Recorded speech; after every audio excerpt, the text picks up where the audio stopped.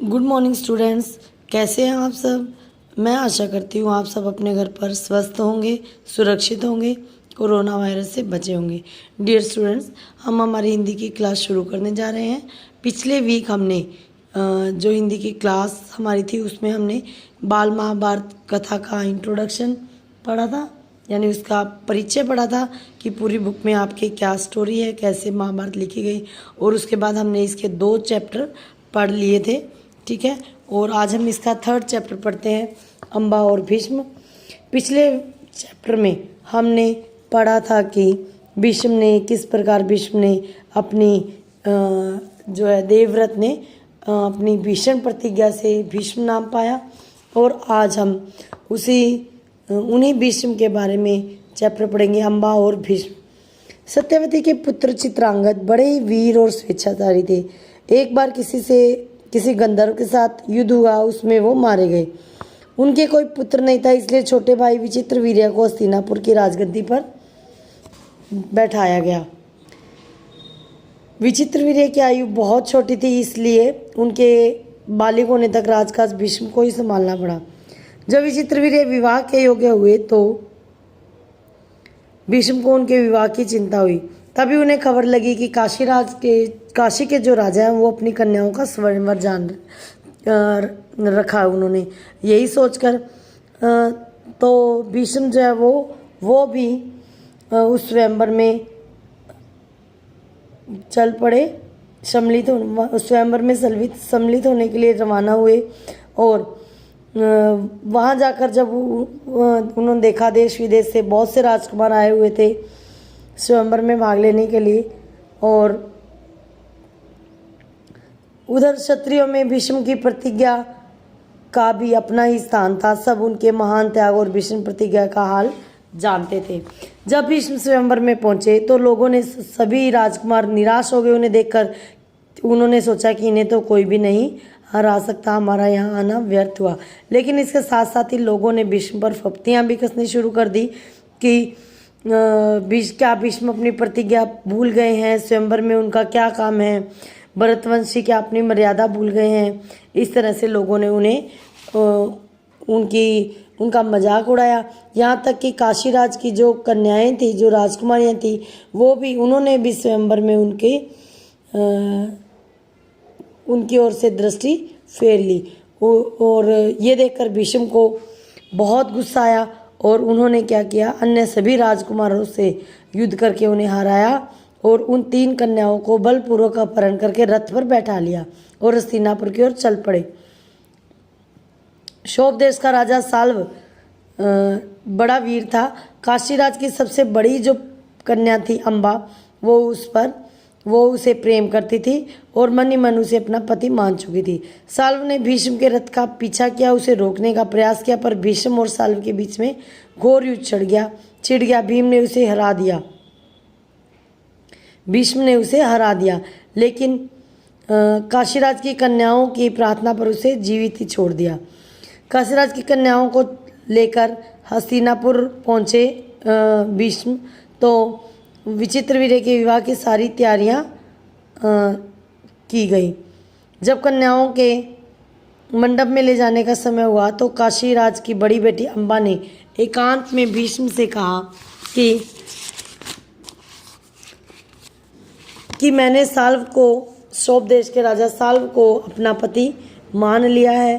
तभी इसी बीच आप मुझे बलपूर्वक ले आए। मेरे मन की बात जानने के बाद आप जो उचित समझे वो करें। भीष्म को अम्बा की बात ठीक लगी। उन्होंने अम्बा को उसकी इच्छा अनुसार उचित प्रबंध के साथ साल्वराज के पास भेज दिया। अम्बा की दोनों बहनें अंबिका और अम्बालिका का विचित्रवीर्य के साथ विवाह करा दिया गया।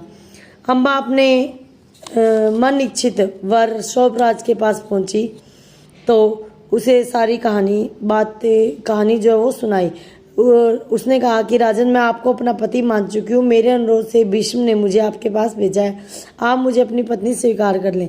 लेकिन साल्व नहीं माना। उसने अम्बा से कहा कि सारे राजकुमारों के सामने भीष्म ने मुझे युद्ध में हराया है, तुम्हें बलपूर्वक हरण करके ले गया। इतने बड़े अपमान के बाद मैं तुम्हें कैसे स्वीकार कर सकता हूँ। तुम्हारे लिए यही उचित है कि तुम भीष्म के पास चले जाओ। बेचारी अम्बा हस्तिनापुर लौट गई, भीष्म को सारी बात बताई। तो भीष्म ने विचित्रवीर्य से कहा कि पुत्र, अब जो है साल्वराज जो है वो अम्बा से विवाह नहीं कर रहा तो तुम इससे विवाह कर लो।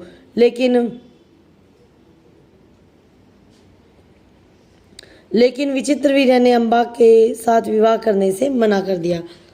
अब बेचारी अम्बा ना तो इधर की रही ना उधर की, कोई दोनों ओर कोई रास्ता न देखकर भीष्म से बोली कि गांगे, मैं तो दोनों ओर से ही गई, मेरा कोई सहारा नहीं रहा, आप ही मुझे अपहरण करके लाए थे, तो आप ही मेरे से विवाह कर लीजिए। भीष्म ने उसकी बात ध्यान से सुनी और अपनी प्रतिज्ञा की याद दिलाकर बोले कि मैं अपनी प्रतिज्ञा नहीं तोड़ सकता। तो उन्होंने अम्बा की परिस्थिति समझकर विचित्रवीर्य से दोबारा विवाह करने का आग्रह किया, लेकिन विचित्रवीर्य नहीं माना। भीष्म ने अम्बा को फिर से समझाया कि शोभराज के पास चली जाए, एक बार फिर प्रार्थना करे। लाचार अम्बा फिर से शाल्व के पास गई, बहुत मिन्नतें की, लेकिन शोभराज ने इनकार कर दिया। इस तरह अम्बा जो है वो 6 साल तक हस्तिनापुर और शोभ देश के बीच में ठोकरें खाती फिरी। उसने अपने सारे दुखों का कारण भीष्म को समझा और उसे बहुत क्रोध आया और उसके मन में बदला लेने की जो है भावना जो है वो उत्पन्न हुई।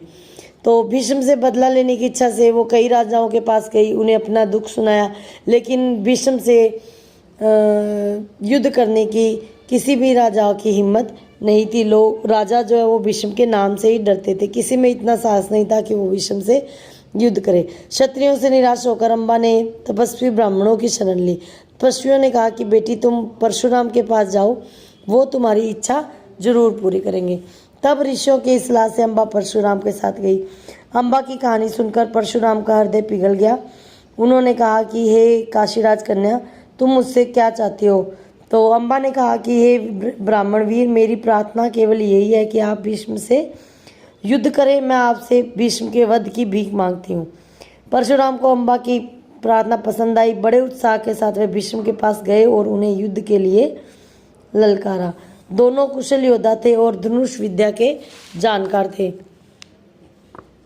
दोनों ही जितेंद्रिय और ब्रह्मचारी थे। समान योद्धाओं की टक्कर थी। कई दिनों तक युद्ध चलता रहा, लेकिन अंत में परशुराम ने ही हार मान ली। उन्होंने अम्बा से कहा कि जो मेरे वश में था मैं कर चुका, अब तुम्हारे लिए यही उचित है कि तुम भीष्म की ही शरण लो।